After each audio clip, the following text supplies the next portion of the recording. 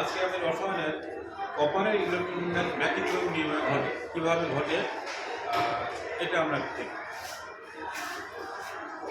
কপারের ইলেকট্রন বিন্যাস ব্যতিক্রম নিয়ম হয় কেন? এখানে স্বাভাবিক নিয়মে কপারের ইলেকট্রন বিন্যাস করা হয়েছে। শেষ কক্ষপথে এস উপস্তরে 2টি ইলেকট্রন আছে, ডি উপস্তরে 9টি ইলেকট্রন।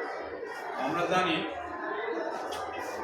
কোনো উপস্তরে ইলেকট্রন সংখ্যা যদি অর্ধপূর্ণ বা সম্পূর্ণ থাকে তাহলে ইলেকট্রন বিন্যাসটা অধিক স্থিতিশীলতা অর্জন করে।